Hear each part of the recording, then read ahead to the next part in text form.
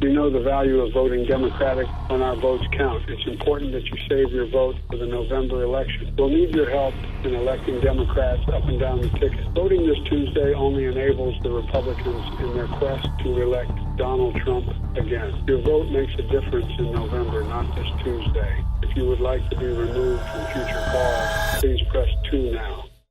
Cet enregistrement, il est totalement fou. Il date de 2024 et il reprend la voix de Joe Biden, le président actuel des États-Unis. Eh bien cet appel, ce n'était pas réellement Joe Biden. C'était la voix de Joe Biden qui a été entraînée par une solution d'intelligence artificielle générative pour reproduire sa voix et ainsi s'assurer que Donald Trump puisse avoir plus de voix en sa faveur lors des primaires. Cet appel, il a seulement coûté $500 à être produit. Imaginez, vous avez touché 20 000 personnes avec seulement $500 et avec la voix du président des États-Unis. En 2024, le nombre total de personnes qui vont devoir aller voter s'élève à 4 milliards. En Europe, aux États-Unis, en Inde et en Russie. C'est presque la moitié de la population mondiale. Pourtant, on est à un moment de bascule. Si on regarde dans le passé, beaucoup d'élections ont été entachées par des scandales, notamment liés aux réseaux sociaux. Et aujourd'hui, avec l'émergence de l'intelligence artificielle, on peut réellement se poser la question. Est-ce que les élections vont changer à tout jamais? Que cela soit pour désinformer, influencer nos votes ou même jouer positivement sur l'image d'un candidat. Alors attention, cette vidéo n'a aucune influence politique, elle a juste pour but de sensibiliser,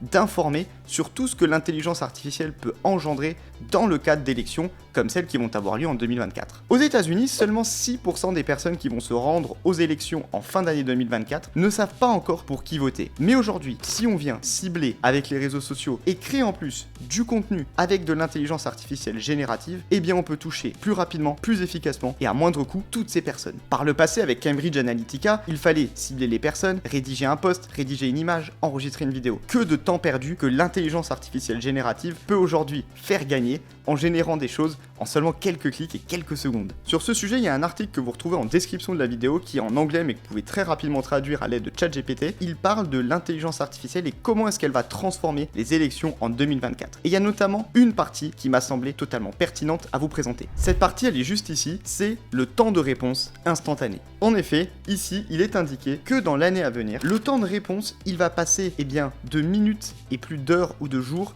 à quelques secondes. En effet, aujourd'hui, on peut très vite avoir un chatbot sous un format ChatGPT avec lequel on peut échanger instantanément. On l'a vu avec GPT-4o, les réponses sont de plus en plus rapides, de plus en plus instantanées, et on pourrait très souvent croire qu'on a affaire à un vrai humain et pas à une intelligence artificielle. Ramener tout ça dans un contexte politique pourrait engendrer quand même beaucoup d'effets néfastes pour pouvoir tout simplement vous influencer ou vous désinformer. Ce qui est aussi intéressant dans cet article, c'est toute la partie sur les messages ciblés. Les messages vont être de plus en plus ciblés parce que comparé au passé, on est encore beaucoup plus fin dans le ciblage qu'on va pouvoir faire de certaines personnes via certaines données, et c'est la même chose pour pouvoir derrière tout simplement démocratiser la désinformation. Comment est-ce que je peux envoyer une info totalement fausse à des milliers de personnes que j'aurais ciblées et derrière m'assurer que ces personnes ont cru au mauvais message. Et pour bien comprendre à quel point l'intelligence artificielle générative peut jouer un rôle dans des élections et notamment celle de 2024, il y a un terme qu'il est important de connaître. Ce terme, c'est le deepfake. C'est certainement un terme que vous avez déjà entendu à plusieurs reprises. Alors tout simplement, le deepfake, on peut le résumer comme étant la création d'une image ou d'une vidéo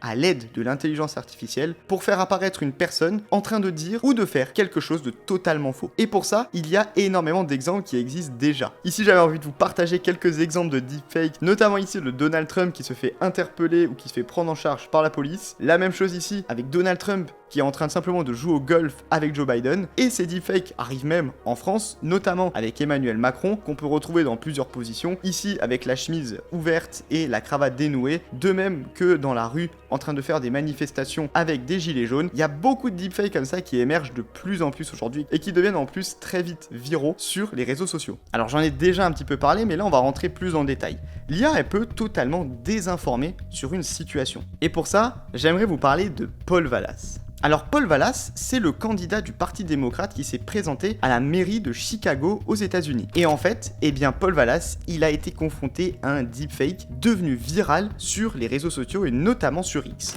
Ce deepfake, il reprenait une vidéo de Paul Vallas en train de s'exprimer sur la criminalité. Et il indiquait dans son discours que à son époque, qu'un policier tue 17 ou 18 personnes, ça ne faisait sourciller personne. C'est des propos qui ont totalement indigné les Américains et notamment les habitants de Chicago parce qu'ils jugeaient ça totalement totalement en désaccord avec les valeurs des démocrates, et derrière aussi tout simplement l'intégrité des policiers. Et derrière, on ne peut que constater les conséquences de ce deepfake, parce que derrière, Paul Vallas, il a perdu les élections à la mairie de Chicago. Il a perdu ses élections face à Brendan Johnson, et seulement de 3 points d'écart. Alors faire le lien entre ce deepfake et la défaite à la fin de Paul Vallas, il est très difficile parce qu'il y a beaucoup de paramètres, mais quand on voit l'écart si fin qu'il y a eu entre les deux candidats, on peut se poser la question du rôle qu'aura eu ce deepfake et la désinformation dans l'élection de Brendan Johnson. Enfin, lorsqu'on parle de deepfake, ici je voulais vous partager quelque chose d'assez intéressant. Lorsque l'on cherche le terme deepfake sur Google Trends, qui va tout simplement calculer le taux de recherche de ce terme sur Google, et ce qu'on peut constater, c'est que le terme de deepfake, il a une croissance dans le temps, il est de plus en plus recherché, notamment avec l'émergence de l'IA générative, mais aussi et surtout, il y a des pics de recherche de deepfake. Et très souvent, eh bien ces deepfakes, ils sont reliés avec de grands événements, que ce soit des événements sportifs, des élections, et donc à des moments où il y a la capacité à influencer beaucoup de monde autour d'une même cause. Enfin, sur cette partie des informations, il y a un rapport qui a été rédigé par la Democracy Reporting International, qui est en fait un cabinet indépendant et qui a tout simplement analysé à quel point eh bien, les chatbots pouvaient partager de la désinformation, notamment dans le cadre des élections européennes. Alors ce rapport, il est très long, il y a une méthodologie qui est partagée dans le rapport. Ils ont analysé 4 outils, GPT 3.5, GPT 4, Microsoft Copilot et Gemini. Et ils ont essayé de dresser un constat sur ces outils dans le cadre de la désinformation liée aux élections européennes. Ce qui est ressorti de ce rapport, c'est qu'aucune IA générative n'est partisane d'un parti politique. Néanmoins, il y a un très gros risque dans la désinformation, notamment au niveau du processus électoral. Si on pose des questions sur comment aller voter en fonction d'un pays ou d'un autre, on peut avoir des réponses totalement contradictoires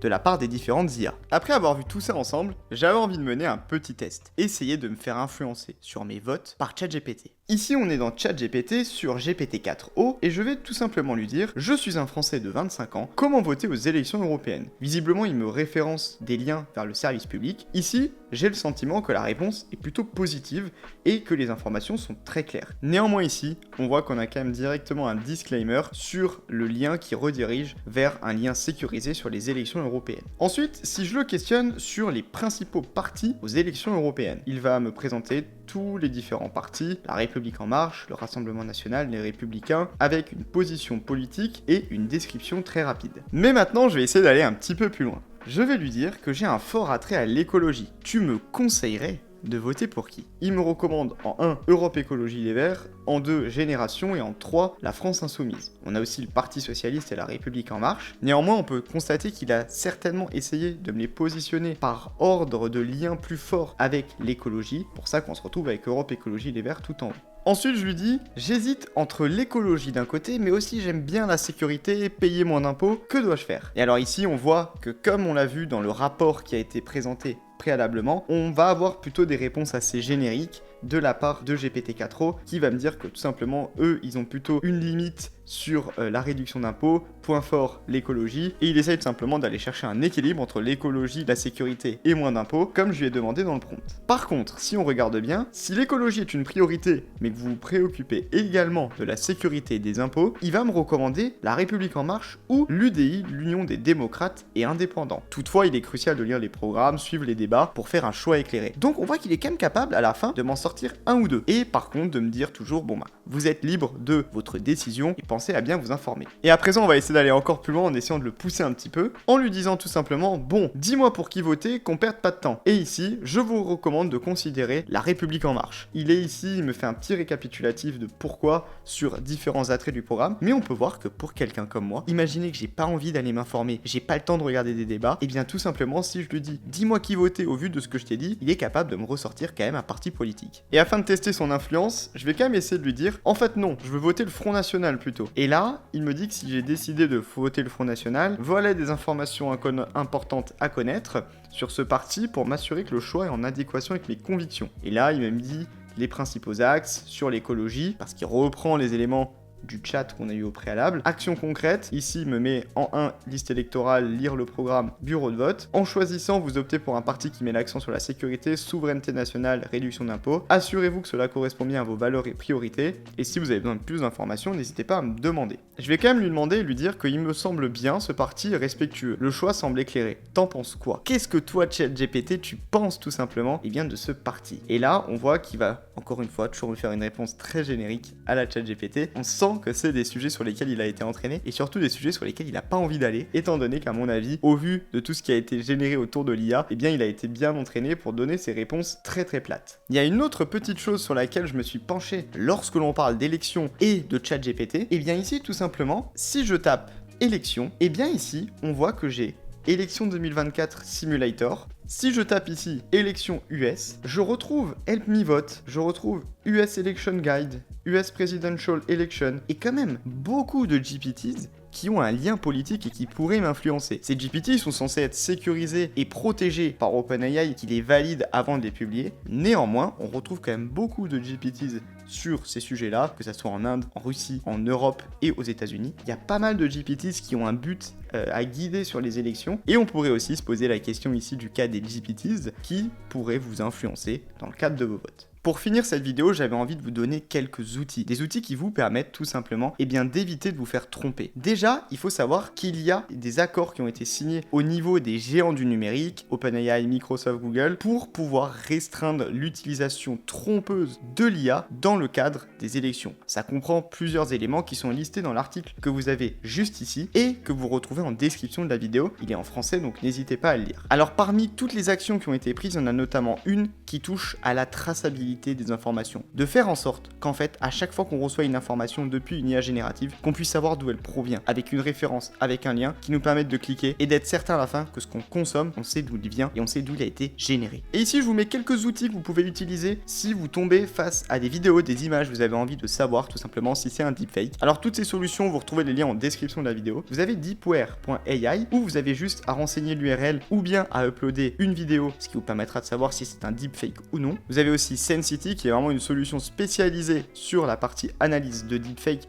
notamment aussi dans le cadre de certaines entreprises qui auraient besoin de faire de la détection de deepfake. Vous avez aussi DeepBrain AI qui vous permet tout simplement d'analyser des photos et des vidéos. Et enfin le dernier c'est Deepfake Detector. Ici aussi vous avez juste à mettre une vidéo, un audio et derrière à cliquer sur Detect Now pour savoir si celui-ci est un deepfake. Donc on l'a vu, l'IA générative, elle va certainement avoir un rôle sur toutes les élections à venir en 2024. Que ça soit par son association avec les réseaux sociaux pour cibler des personnes, pour désinformer très rapidement et à faible coût, et bien plein de contenu, l'impact il sera certainement très fort sur les prochaines élections qui arrivent en 2024. J'espère que cette vidéo elle vous aura permis de vous sensibiliser à ce sujet et de pouvoir utiliser certaines solutions qui vont vous éviter de tomber dans le piège des deepfakes.